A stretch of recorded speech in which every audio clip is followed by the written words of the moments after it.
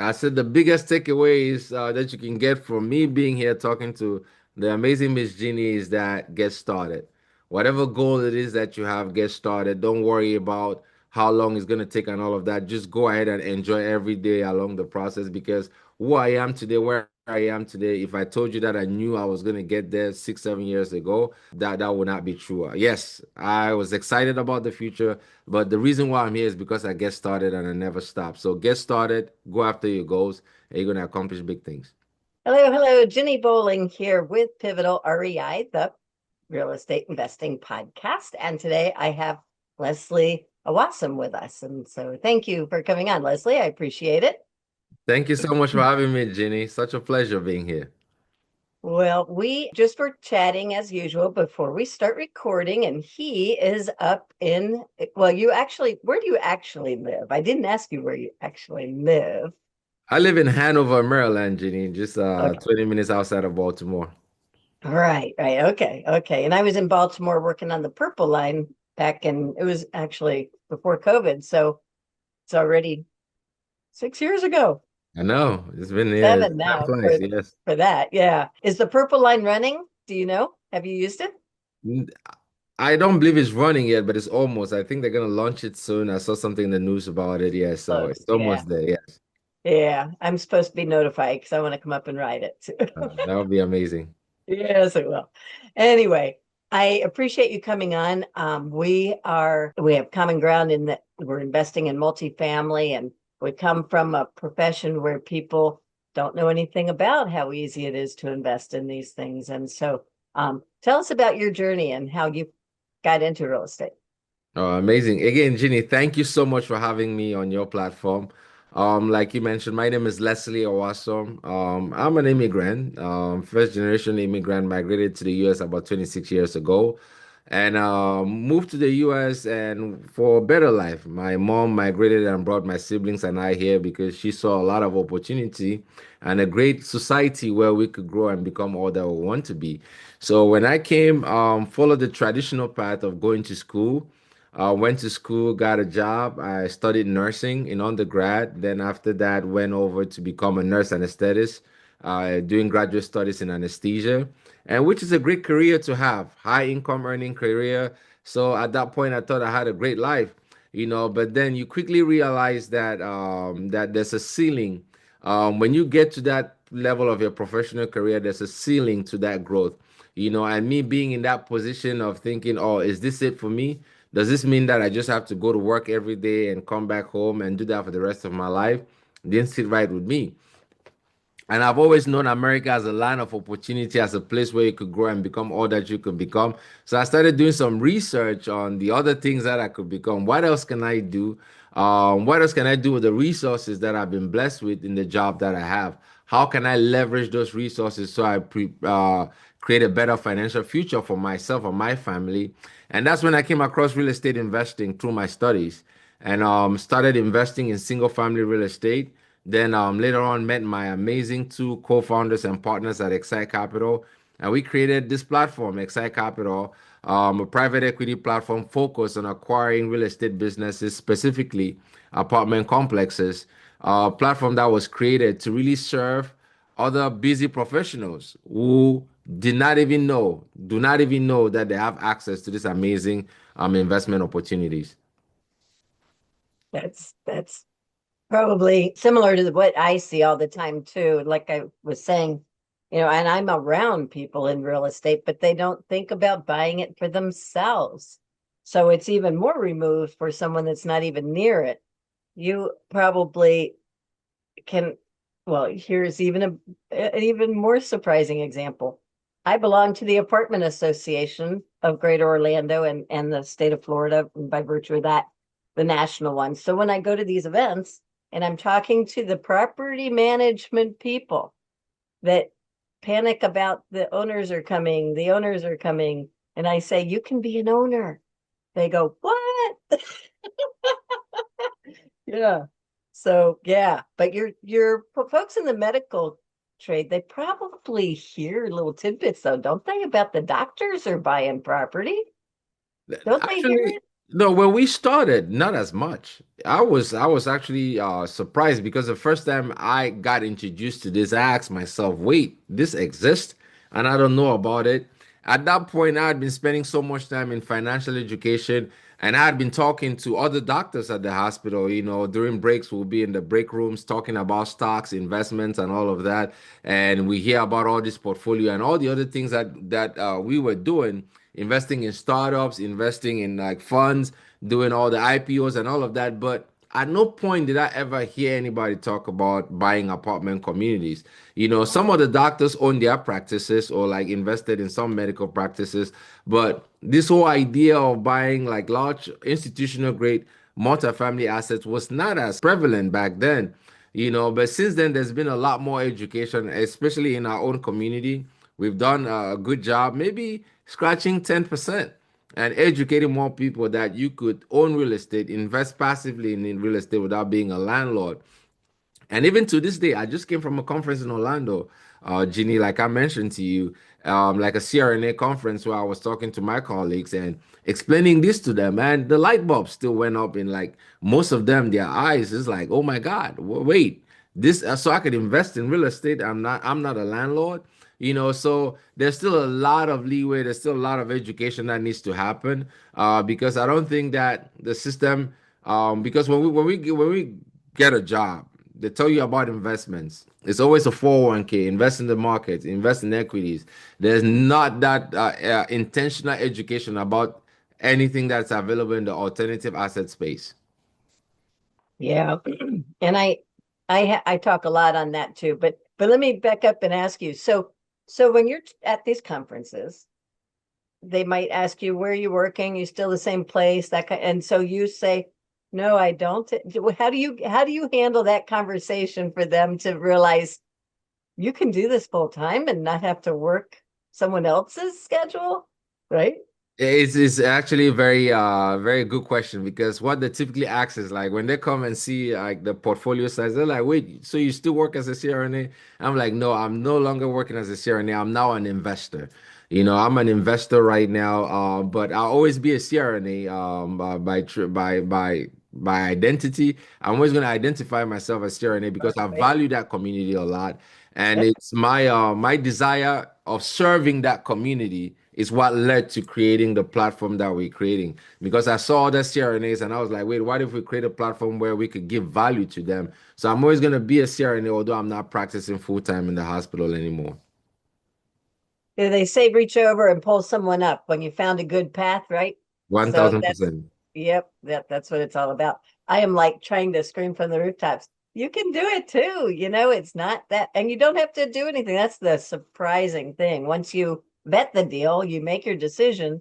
You're just monitoring things. You're a limited partner. You don't have any big money on the line in the sense of a mortgage and foreclosure possibilities and legal threats and all that part of the property management exposure that the general partners have. You have a limited liability, and it's really an amazing potential. So tell me your takeaway for the listeners. My biggest takeaway is whatever it is, whatever goal that you have. If after this podcast, the biggest thing you want to take away from this is like whatever goal, whatever it is that you want to do, just get started. Back in 2017, 2016, when I thought about doing something outside of my 9 to 5, if you had told me that I'll be in the position with the portfolio size that we'll build and where we're going right now, I probably would have panicked and would have never started. But you just gotta get started, enjoy the journey along the way, and a lot of growth is going to come along your way. Again, it's not just about wealth creation, it's also about personal growth. And I'm really grateful that I got on this journey because it led to a lot of growth for myself, my family, and my future generation. That's great. That's so true. And I can't emphasize it enough. I would like to ask you to talk a little about what your buy box is. What are you looking for? What is the strategy that you are helping your investors to understand and invest in? Great question. So we focus now in 100 plus units in growth markets. We've bought a lot of deals in Atlanta. especially over the last year with the changes that have happened in the market. We target demographic trends. We go in areas where people are moving into, where jobs are going into. And we started to see a lot of that in the suburbs surrounding the Atlanta market, where you were seeing like significant population growth and all of that. So we buy anywhere from 100, it has to be at least 100 units, preferably more. We can go up to $70 million in asset size for the deals that we buy. And the main goal, our main goal is to buy assets that will grow wealth for our investors and assets that protect the investments of our investors. Our investment strategy, number one, we never ever want to lose money for our investors. And secondly, we want to grow that wealth in a more predictable and stable manner. So right now, we're buying assets way below replacement cost in markets that are growing and thinking more for a long-term stable growth strategy. We don't go after trying to go after crazy returns. We'll never come and promise our investors that you're going to make 50%, 60%, or whatever crazy numbers. We go more, we are very, very conservative in our approach. And the driving force for that is because we know who our investors are. We know how hard it is to for others, being a doctor or being a CRNA, just yeah, you make a lot of money. For others, you might you're just a name on the spreadsheet that makes a lot of money. But I've been a CRNA. I know what it took for me to get there. By the time I got out of school, I had over $200,000 in debt. So if I'm raising $100,000 to invest in something, it has to be something that will move me forward. So we have that same kind of approach when we go to finding investments. We find investments that we know are going to grow. Sometimes it takes us a very long period of time to find a deal, but we got to make sure that these are investments that will help us and our investors grow our wealth over time. Yep, very good. And you have how many different properties at the moment? We're currently managing 8 properties, 8 properties and how many units? total of 1422, 1,400 units. That's a lot. That's a lot. And are you self-managing or using property management Oh companies? no, we're not self-managing, Ginny. We Okay. use third-party property management. Thankfully, we've built a great relationship with our third-party property managers, and it's really amazing. The property management company that we use, they do an amazing job on our properties. Well, and I want to just cut over, if I could, to a video that I found on your website because I think it really portrays well what you're saying, and I think that it just would be a fun thing to show. I've never tried this, so I'm not going to be so smooth probably because, like I said, I'm on a new computer. So there we go. All right, so let's get me and you out of the way. And so you got a free book right here that you're offering. I'm Yes, gonna make the screen a little smaller so you can see it all. And then turn on the volume. I want to be over here. And then I want to jump over here because you're showing some good stuff that you've done, the before and afters. yes. And at 2:30, I think it is. Looks like you're doing, the shaker cabinets and Mm-hmm. what people are loving, at least down here. Now you're in the well, this is in Atlanta, right? Yes, this is in Atlanta, correct. And where else do you buy? So we bought in Columbia, South Carolina as well. Hmm. Atlanta, we own a deal in Baltimore, one in DC, and one in South Bend, Indiana. But for the future, we're looking more like South Carolina, North Carolina, and Georgia. Yeah, you can get a lot more for the dollar there than you can in DC, right? 1,000% yes. Yeah, big time. All right, so here you're real good recognizing everybody. Yes. Yeah. Company. Big shout out to our co-asset manager, Mr. Fisher, and for the CM Capital. Together, Lynn, Chris, and I, we've been able to do something really tremendous on these properties. While we do not live here, this is home for somebody. When we walk around and we see the tenants smiling, that gives you a different sense of joy. So it's not just about pleasing the numbers and trying to make as much money as possible, but this is the work we do. This is what we are able to do together with our investors. This is what the investment does for communities. I think that's really good. So I wanted to share that. Thank you for sharing that. This particular property was very special because I remember when our acquisitions director saw the property and sent some pictures. I was like, man, this is like an ugly duckling, you know. And my team was like, yes, an ugly duckling that you could turn into a beautiful princess, and that's exactly what we did with this property. And you know, Jeannie, um, it gives me so much joy. Like when you walk on the property and you talk to the tenants and you see how they're happy with the improvement. You see their kids out there playing on the playground or playing the sports and doing all of that. You know, like yes, we're gonna do well when it comes to wealth creation in this business, but the value that you bring to people is just like so refreshing to see. So, like the transformation we did for this particular property, I'm super, super proud of it. It took a lot of work from our team, and I'm very proud and very happy with how it turned out. That's great. That really is. And so we'd be remiss if we made it all look like rainbows and sunshine, right? Because this last couple of years has been pretty stressful, though, right? Oh my goodness, Ginny, before this year, back in 2021, I had a lot of hair and my hairline was like right there. So you can see how, how far back it has gone in the last 2 years. But like we were talking about before we started recording, it's been hard to pencil things because the interest rates went up so far, so fast, and stayed. Nobody thought they'd stay up there. They're still up there, right? Yes. So a lot of those business plans that got floating rate debt, just like in the great financial crisis of the residentials, I describe it as this, that's what we're going through in the commercial side. All Yes. those people that got adjustable rate mortgages, they've tried modifying, they've tried this and that. Some are bleeding, they're not cash flowing. So there's some correction going on. And this is the correction I've been waiting for. I've been through some decades of ups and downs, so I knew this was coming. And so I try to tell people this is the time to be poised and ready to invest because, like Warren Buffett says, when there's blood in the streets, right? Yes. Yeah. Are you telling your people that too?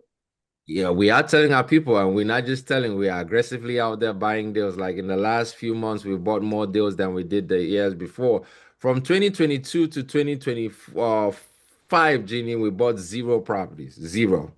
And in that period of time, we were underwriting, reviewing deals. Like we never stopped. Like when everything was happening, some people stopped. We didn't stop. We didn't put our pencils down, but nothing was penciling. Right? We kept working, kept marketing, doing all that stuff, and we did not close the deal again. The first time we closed another deal from December 2022 was March of 2025. Right? Closed on March of 2025, and since then we've done more transactions. And one of those transactions was the same floating rate debt kind of deal that the seller had to sell. So we are really, really grateful and excited for the position that we're in right now. And this is what we're telling our investors. Now is the time. And we've been telling our investors that for years, that moment will come. So now they're ready. And we are grateful that we are in this position to be able to capitalize on this. So yeah. So we are excited about the future.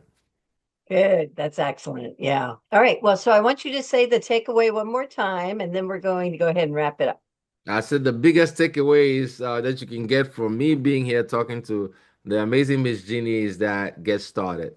Whatever goal it is that you have, get started. Don't worry about how long it's going to take and all of that. Just go ahead and enjoy every day along the process because who I am today, where I am today, if I told you that I knew I was going to get there 6, 7 years ago, that would not be true. Yes, I was excited about the future. But the reason why I'm here is because I get started and I never stop. So get started, go after your goals, and you're going to accomplish big things. And it sounds like when you got started, you were reading, you were listening, you were digging for resources, and that's an important part of it, isn't it? Mm. Still to this day, Ginny, before I got on a call with you, I was listening to another podcast this morning. I was listening to a book. I do believe that the journey of any growth or any personal growth in life, it starts with your mind, like growing your mind first. So I do that every single day. There's still a lot of growth to happen. There are a lot of lessons to learn. That's why I love having conversations with other experienced investors like yourself. We learn a lot from every conversation that I have. So yeah, so you're still learning every day, every day.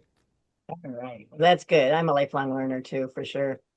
Okay, so like I do with everybody at the end, I ask if there's a pivotal person or event that brought you to where you are today or is pushing you towards some set goal. Is there anything that stands out to you?